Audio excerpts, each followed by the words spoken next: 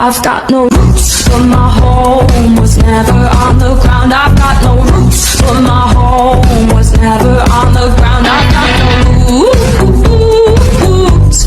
I've got no roots. I've got no roots, but my home was never on the ground. I've got no roots, but my home was never on the ground. I've got no roots. I've got no roots. A short film that will show you transgressions of the following article in the Code of Ethics. Uy, kamusta? Ikaw, kamusta ka na? Kaya, ngayon na tayo nagkatagpo. Napaka-busy kasi natin sa school. Grabe. Ayun, kaya nga ako nakipagkita sa'yo. Uy, ano yan? Ay, kasi nga, di ba, ang layo ng pinagtatrabahuhan ko dito sa province. Gusto ko sana umuwi na dito na lang sana mag- Oo, sure. Eh, baka naman pwede mo umuwi apply. Uy, sure. Sakto-sakto kakalala namin ng principal. Pwede mo na. May resume ka dyan. Yan, ang maganda. Oo naman. Siyempre, ready ako. In this scenario, they violate the Article 5, Section 7. Perfect. Yan. Sabihan natin, or mali kung tumawag agad ang principal sa'yo, di ba? Yan. Oo. Sige, siya na lang tayo, pero ngayon kumain muna tayo, ha? Sige. In the school, Teacher Resi and Teacher Merhujo meet in the hallway. Hi, Teach! Good morning! Uy, Bes!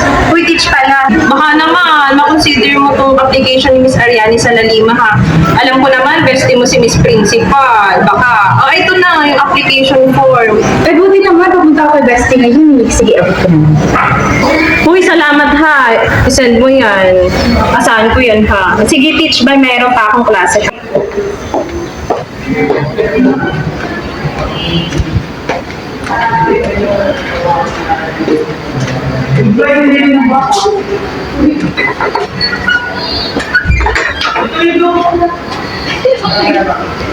Morning, Bestie. Uy, baka may... Sige, Miss Principal. Baka naman consider mo nung friend namin ni Miss Resi na galing siya sa private school sa Manila. The principal should follow the standardized hiring process, ensure fairness and consistency. Ikaw pa ba? Ikaw na bahala dun, ha? Oo naman. The next day, Miss Principal, Hello? Miss Ariani. Is this Miss Ariane Salalima? Yes, ako nga po. I am the principal of CBE College Incorporated and na-review na namin yung resume mo and qualified ka naman. Congratulations! You're hired. Pwede ka na mag-umpisa by Monday. Pumunta ka na lang dito sa school. Ah, ganun po ba? Sige po, maraming salamat po. Opo, pupunta po ako. Thank you po. Thank you. Miss Ariani Salalima already submitted all her documents through online platform. Kaya ako kayo tinatawag ngayon dahil meron akong announcement. May ilang mababago sa hanay ng mga teachers natin. At ngayon, nais kong ipakilala, Miss Ariane Salalima. Please. Good morning, my fellow teachers. Good morning, Teach! Hello, ako si Ariane Salalima. Galing ako sa private school sa Manila. Sana maging maganda kayo magsasama dito. Welcome, Teach! Welcome to the club, Teach! Good morning, class! Morning. Okay, class. Mag-start na ako mag-check ng attendance. Can I know your names in present? Okay, Fernas Doro. Pabiliosa. Plata. Merene. Oriola. Class, napakababa ng inyong grades ngayon ng mukhang second quarter. Kaya dapat, para meron kayo nakataas na ang grades ngayon, kailangan nyo kumuha ng special project. At ang magiging special project nyo ngayon ay itong mga items na ito. Bibigyan nyo ito sa akin para tumaas ang inyong mga grado. Itong lipstick para sa mga babae at bag para sa mga lalaki. Teacher Merle violate the Article 10, Section 3.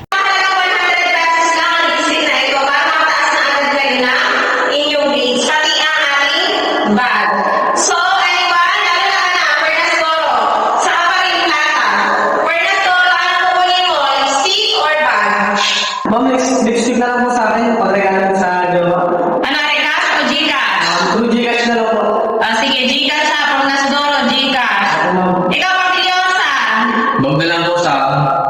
Bag na lang. Gcash na rin. Ikaw, Oriola, ano pipili mo? Lipstick or bag? Bag na lang po nga. Yan, sige. Para may additional points kayo dahil kayo puro bagsak kayo second quarter. Lalo ka na, Joshua Plata, napakababa ng grades mo ngayon second quarter. Natura ka pa naman scholar ng bayan, napakababa ng grado mo. Ito dapat ang kailangan mong pataasin ang subject ko. Ngayon, para tumaas ang grado mo, kailangan mong mag-avail nitong lipstick or bag para tumaas man lang ang grado mo. Ma'am, hindi ko po kaya bumili. Wala po ako pera. Sakto lang po kasi ang kinikita ng nanay ko kaya po sakto lang po pinapabakit sa akin. Kasi po siya isang solo parent lamang. Wala na po akong tatay. Hindi ko kasalanan yun. Responsibilidad yun ng magulang mo. Dahil, alam ko, dapat nag-aral ka dito sa private, may pangbayad ka ng kung ano man kakailanganin mo dito sa school. Naiintindihan mo ba yun, Joshua Plata? Yes po, ma'am. Nais kong makausap ang iyong magulang.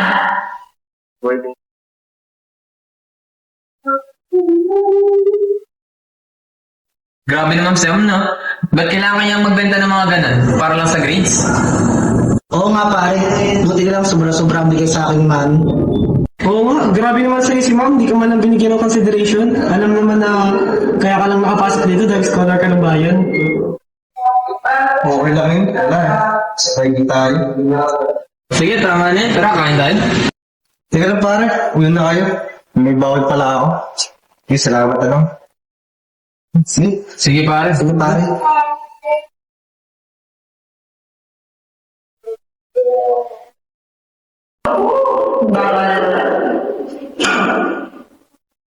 Ano naman yung amoy na yun? Napakabaho naman.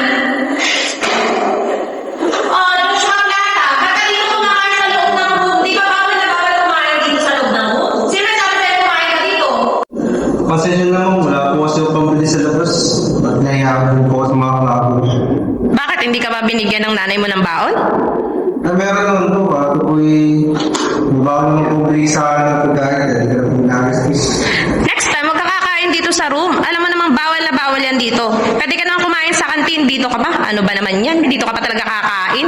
Sige po ma'am, sa susunod po. Yan!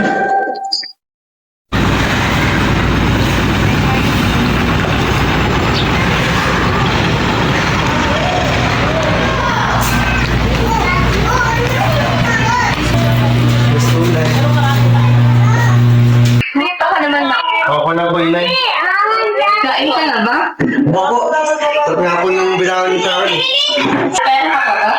Opo ma'am. Dahil ko po nga, bawalan po ang dala. Kung saan mo maghapon? Ayun po. Pagod. Dahil ko namin hilang sa school. Estudyante. Wala ba akong problema sa school? Wala naman po, babay sa ating mga klase. Talaga ba? Oo. Nibigay niya po sila akong baon. Ang bait naman nila kung ganun. Wow.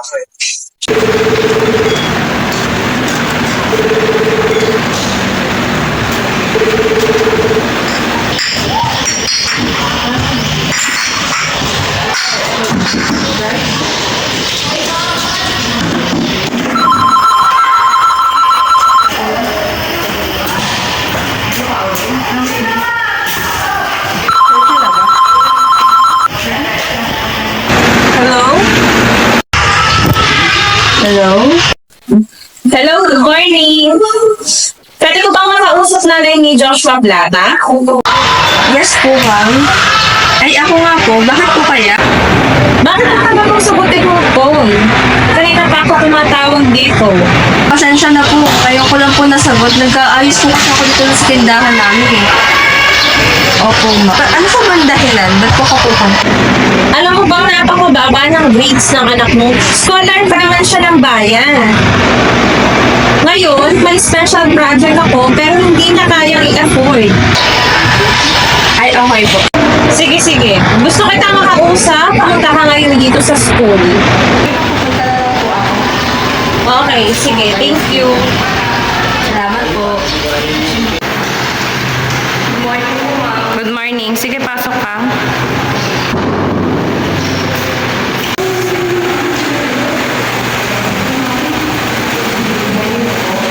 Good morning, Miss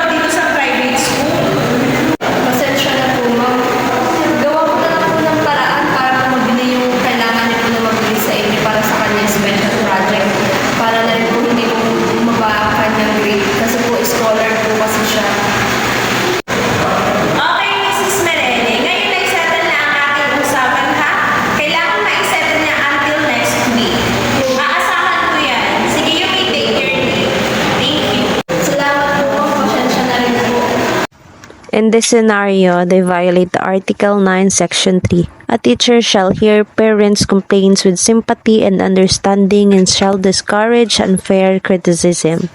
Okay, sige. Bye. Mag-ingat ka.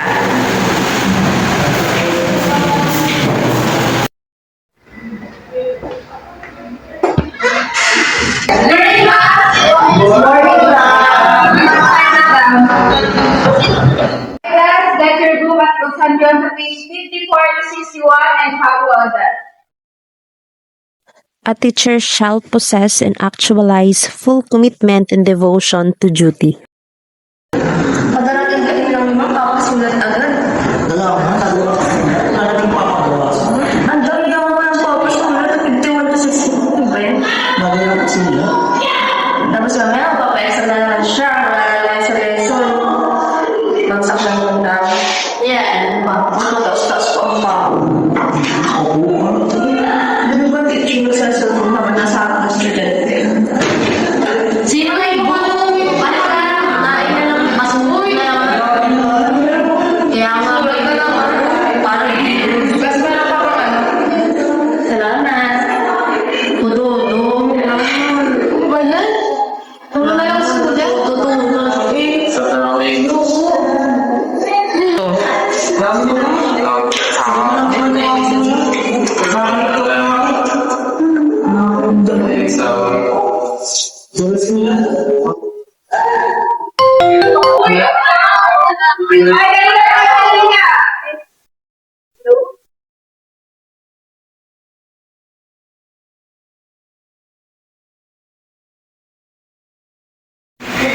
O ano kayo dalawa, hindi pa rin kayo tapos? Anong oras na?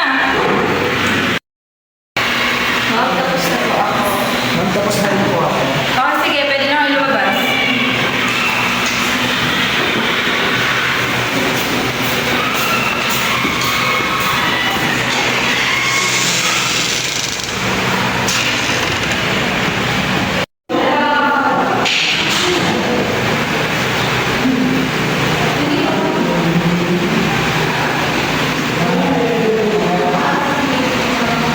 Tingin naman sa kabila. Lagi na lang. Kasi lang tagawin. Ako sa inyo. Alam niyo ba na kayo ang manlaban sa frisbee? Sobrang galing niyo. Pwede niyo palapakan niyo yung mga sarili na.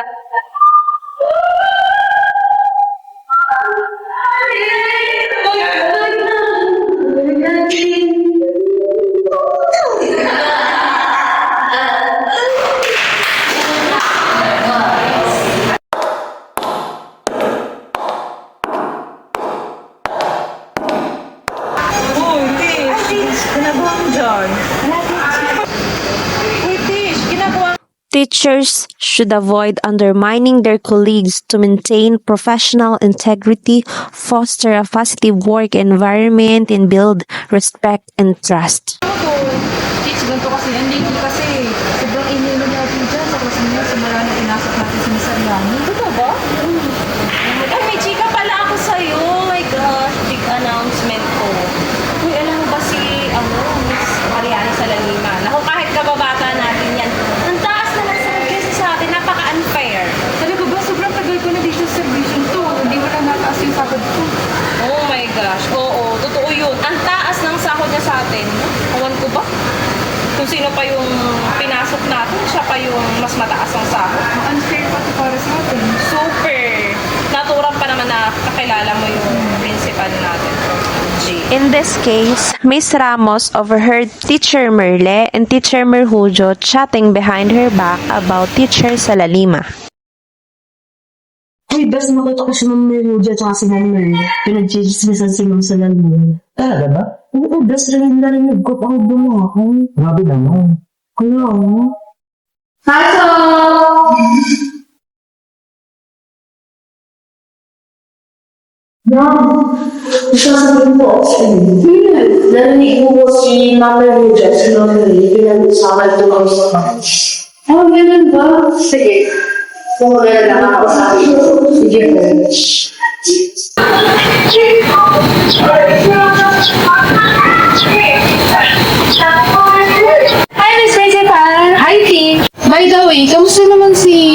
Ariane Salalina. Okay naman.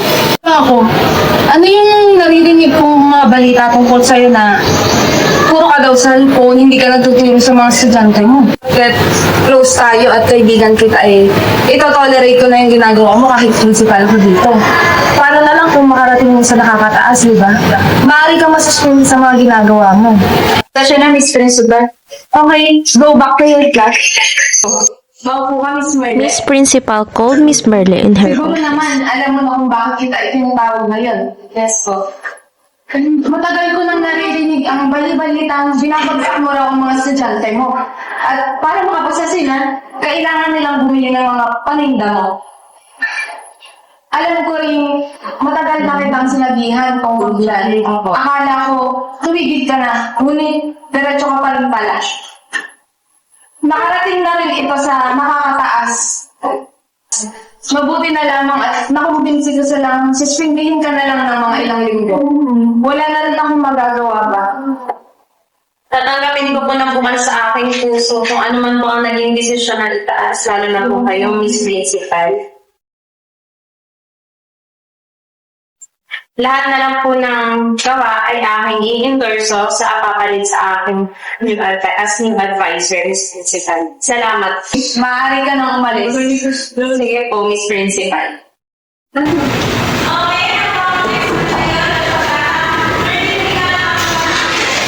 Morning, Tish! Ay, good morning, pasok ka! Class! Morning! Class, may malaking announcement ako sa inyo. Ang nasa inyong harapan ay ang inyong magiging new teacher. Ang inyong magiging new advisor and teacher sa TLE9. Kaya naman, mawawala ka ng mga 3 linggo at siya muna ang papalitan samantala. Siya muna ang magiging teacher niyo sa TLE9 at ang magiging new advisor niyo. Siya nga pala si Miss Ariane Salalima. Teach, please introduce yourself. Hi, class! Good morning! I'm Miss Ariane Salalina. Galing ako sa private school sa Manila. Ako ang magiging new advisor nyo. Sana maging maayos ang ating pagsasama. Eh, talaga? Teacher kayo natin sa private school. Magaling yan. Class, quiet. Para di tayo naman sumakot. Hindi tayo over. Magaling yan. Class, please excuse us. Lalabas lang kami sa gate. Nag-uusapan kami ng importante. And please, quiet. Okay, bye. Uy, Teach! Congrats, sabi ko sa iyo malakas kami sa taas. Teach, thank you ha. Nakapasok ako dito ha. Tagal kong hinihintay makapasok dito. No problem. Okay, good morning, class. Good morning, ma'am. Before we start our lesson, let us pray first. Who wants to lead the prayer? Sabay-sabay po natin. Bigay ng ulo. Yung ating mga mata. Sa mga ama. Espiritu Santo. Amen. Thank you for sunshine. Thank you for rain. Class, kung nakatapos pagdasal. Mr. Pabiliosa, I have noticed that you're not respecting our Almighty God. The way that you're praying, walang nakakatawa sa pagdasal. Mama, ano po ito kasi? Bumalik ka sa baso at ako magdarasal. Sorry po ma'am, di ako ulit. Next time, we won't do it again, ha? Opo. Okay. In the name of the Father, the Son, and the Holy Spirit, Amen. Class, let me remind you that you're old enough to know what is right and what is wrong. Yes. Okay, class, as your new advisor, hindi ko pa kayo kilala. So, please introduce yourself isa-isa ha. Magsimula tayo sa'yo, Mr. I'm Kenan Caballosa at ako po isang dance risk.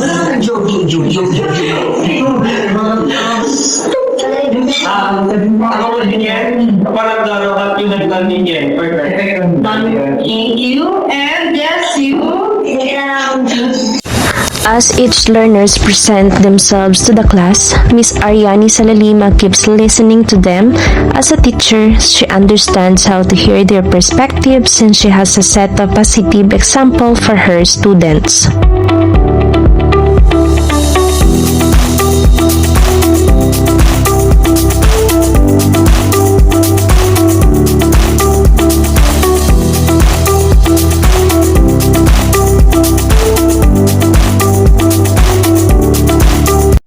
Okay, that's all for today. Thank you, class. And class is Okay, ako. And Mr. Pavillosa and Mr. Fornas Doro. Yeah, yo, makaroon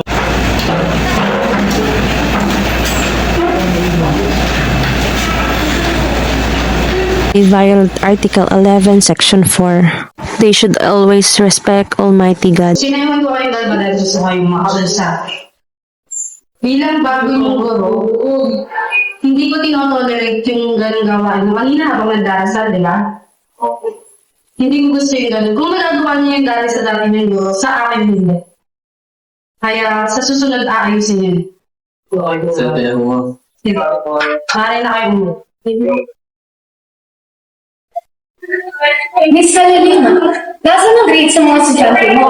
Bakit until na wala ka pa rin pinapasa? Natulang ka pa naman nilang pagsumatalak advisor. Miss Principal, pasensya na po. Hindi ko na po i-endorse na mga documents ng sir bago po siya masuspende.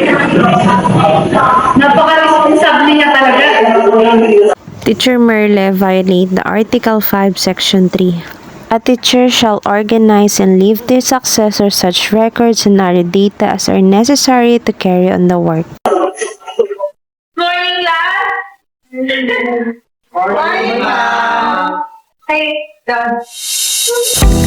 Teachers have the most important responsibility in the world because they have the power to shape the future of society. Not only do they assist students in learning the fundamentals of education, but they also serve as role models for students, teaching them valuable life lessons by setting a positive example. Educators are required to abide by a professional code of ethics, which outlines the teacher's primary duties to the students and defines the role that teachers play in their lives. Teacher is not just being a teacher. They are the ones who impart knowledge, teach us about everything important, and also about ethical values and imbibe in our moral values that can help us achieve what we dream for. We can say that teachers mold our personalities into something incredibly powerful and amazing. Sometimes they also find themselves of becoming our parents, friends, or family, especially the ones that support us during difficult times. Therefore, pursuing a career in teaching will enable us to grow more as an individuals that can make a better future for everyone. Being a teacher, they swore to their duty to perform as a teacher with respect, love, and fear of God, empathy, patience, having a strong relationship with their co-teacher, students, and the people around them by being warm, available, and kind.